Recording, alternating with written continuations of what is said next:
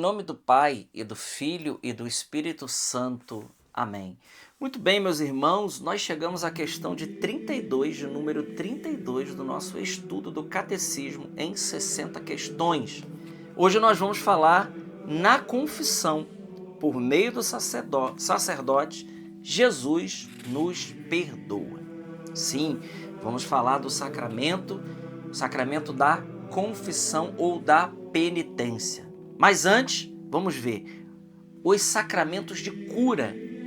Então, o sacramento da confissão ou da penitência e o sacramento da unção dos enfermos, eles são considerados sacramentos de cura. Nós estudamos aí os sacramentos da iniciação cristã, o batismo, a confirmação e a Eucaristia, que nos dá a vida nova em Cristo, mas apesar de tantas graças, o ser humano é débil e pode carregar e carrega consigo as misérias do pecado. Cristo, ele quis que na igreja existisse um remédio para essas necessidades, e nós podemos encontrá-lo nos sacramentos da penitência e da unção dos enfermos, chamados sacramentos de cura, porque curam a debilidade e perdoam os pecados. Então, depois de nós termos estudado os sacramentos da iniciação cristã, batismo, confirmação e Eucaristia, nós vamos falar agora dos sacramentos de cura, hoje iniciando pelo sacramento da penitência. Para salvar-se, é preciso que nos arrependamos dos pecados. Não existe possibilidade de salvação sem o arrependimento dos pecados. Olha, a primeira coisa que o Catecismo nos ensina é isso. Não existe possibilidade de salvação se nós não nos arrependermos dos nossos pecados. Então, nós precisamos pedir muito a Deus a graça do arrependimento, para que a gente não viva a impenitência final, que é exatamente o pecado contra o Espírito Santo. É aquele pecado que não confia na misericórdia de Deus, que é absolutamente necessário para aquele que ofendeu a Deus. É o que diz nosso Senhor Jesus Cristo: se não fizerdes penitências, todos igualmente perecereis. Então ele está citando aqui São Lucas capítulo 13, versículo 3. Jesus está dizendo, se vocês não fizerem penitência, vocês não se converter, ou seja, se a gente não se arrepender dos nossos pecados, nós vamos perecer. Através da vinda de Jesus Cristo, a humanidade não tinha nenhuma segurança de poder ter obtido o perdão dos seus pecados. A segurança foi nos trazida por Jesus, que pode dizer, teus pecados lhes são perdoados.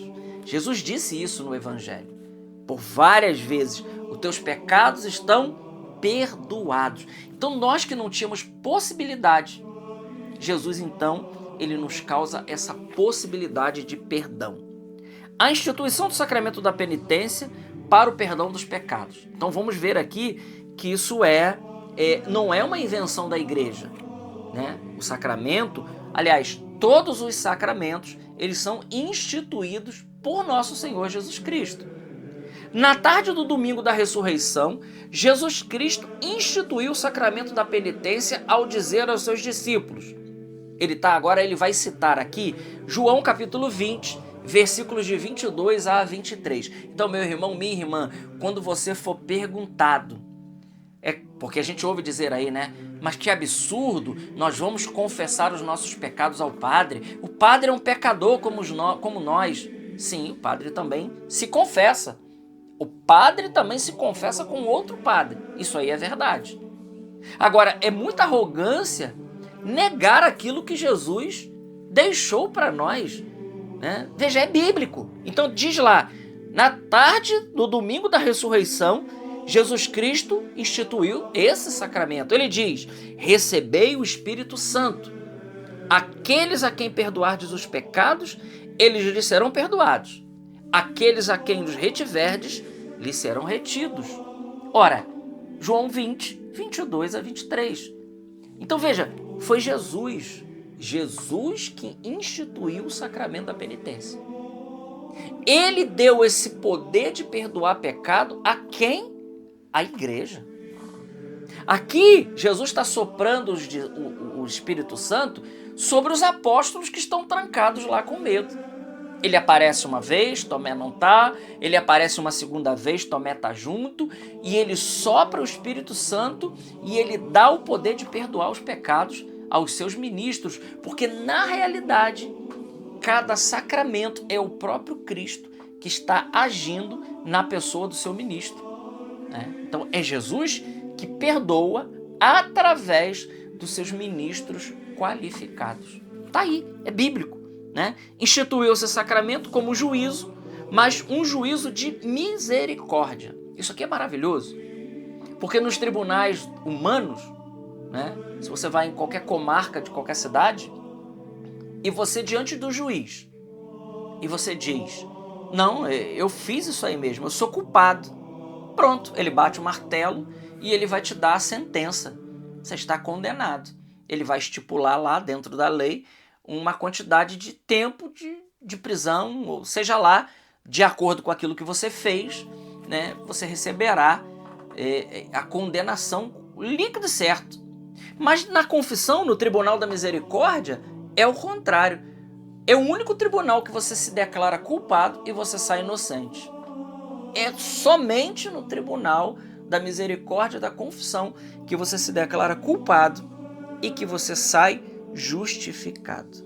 Esse aí é o caminho, né? Então, bendito seja esse santo sacramento da penitência, né? É o mesmo Jesus Cristo, por meio do sacerdote, que nos absolve.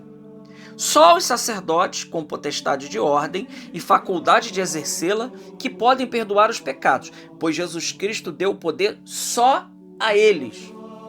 Interessante isso aqui, tá? Jesus deu esse poder de perdoar os pecados somente aos seus sacerdotes, né?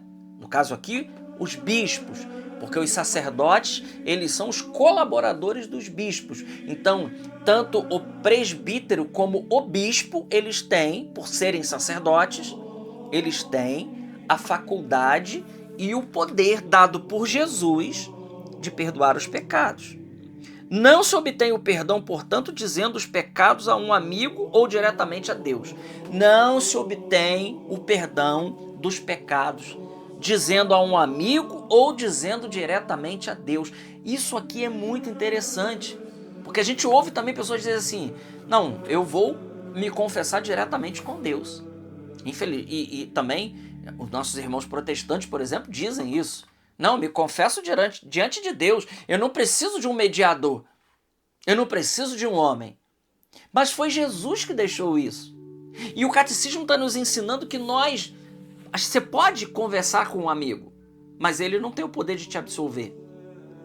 Ele não tem o poder de te absolver. E você pode falar diretamente com Deus. Claro que você pode falar diretamente com Deus. Você pode, inclusive, pela graça de Deus, ter uma contrição perfeita, que é algo muito raro, né? É algo muito raro. Santa Gema Galgani, por exemplo, ela tinha várias contrições perfeitas, né? Até porque ela não tinha pecado mortal, nem venial. Ela tinha várias contrições perfeitas, né? Mas isso é algo muito raro. A via ordinária por qual Jesus deixou para cada um de nós é a confissão auricular, é falar os pecados, aqueles que ele delegou. Além disso, no momento da absolvição, é Cristo mesmo quem absolve e perdoa os pecados por meio do sacerdote, já que o pecado é uma ofensa a Deus e só Deus pode perdoá-lo. Então aqui eu vejo que muitas vezes o que fica confuso a respeito do sacramento da penitência é exatamente isso, né? Porque a gente ouve, por exemplo, os nossos irmãos separados dizer, não, mas é só Deus que perdoa pecado. Verdadeiro isso. É só Deus que perdoa o pecado. Só que Deus está perdoando o pecado através do seu ministro que ele escolheu. Aqui está a beleza dos sacramentos, que não é compreendida. Cada sacramento, no momento da consagração, quando o padre estende as mãos, é Jesus que está consagrando. Quando o padre estende as mãos e diz, eu te absolvo dos teus pecados, em nome do Pai, do Filho e do Espírito Santo, é o próprio Cristo. É o próprio Cristo que está ali, perdoando na figura do seu ministro. É isso que não é compreendido. Vamos falar agora dos efeitos, os efeitos deste sacramento. Bom, Os efeitos do sacramento são realmente maravilhosos. A reconciliação com Deus, perdoando o pecado, para recuperar a graça santificante, né? Porque quando a gente peca mortalmente, a gente perde a graça santificante, né? A reconciliação com a igreja, a remissão da pena eterna contraída pelos pecados mortais e das penas temporais, ao menos em parte, segundo as disposições.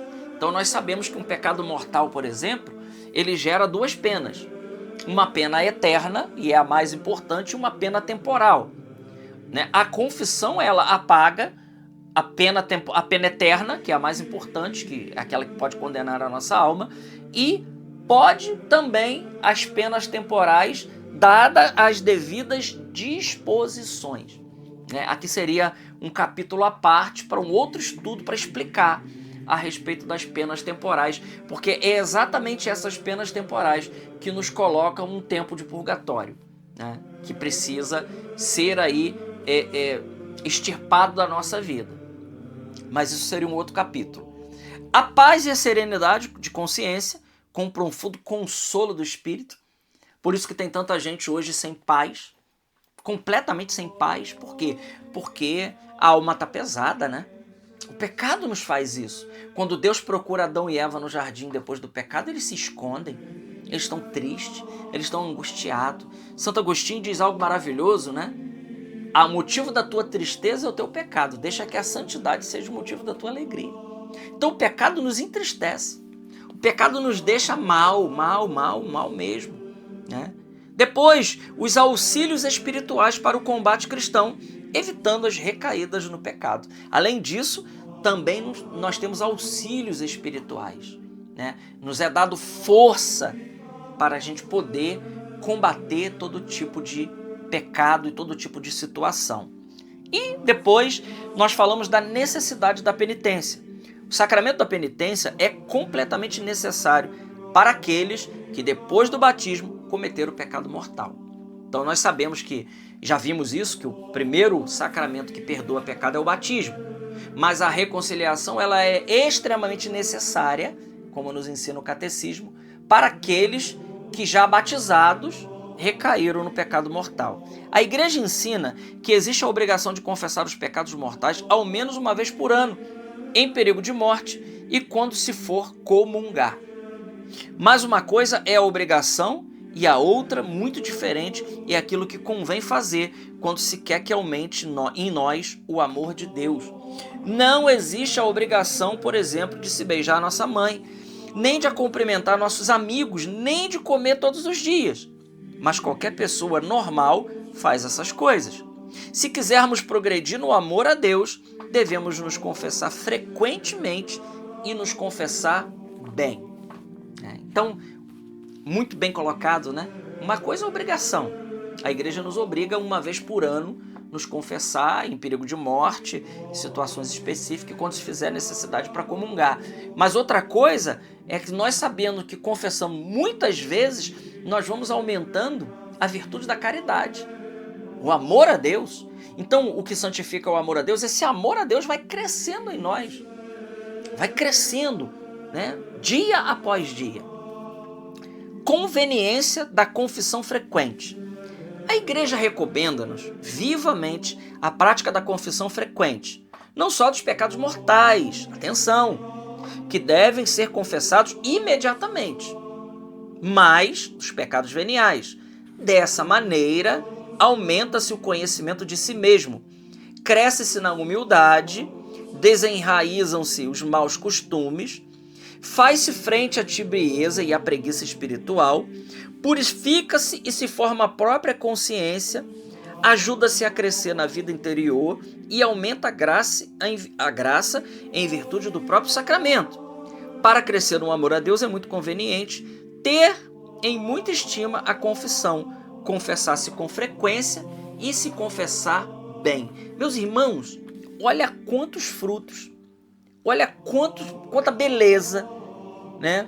Veja, nos livra da tibieza, da preguiça, dos maus costumes, né? Purifica a nossa alma, a nossa consciência, nos faz crescer na vida interior. na vida interior, aumenta a graça, aumenta a virtude em nós.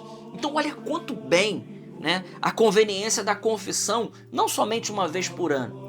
Então aqui ele está dizendo que nós precisamos nos confessar muitas vezes e nos confessar bem, né? Isso aí é importante. Bom, então foi aí o nosso pequeno estudo, mas não menos importante e importantíssimo, falando do sacramento da penitência. Fica como propósito: devemos mostrar um grande amor e estima ao sacramento da penitência e fazer o propósito de recebê-lo com frequência e bem preparados. Tá bom? Guarda esses dois propósitos e vamos vivê-los na graça de Deus. Deus abençoe. Salve Maria Imaculada.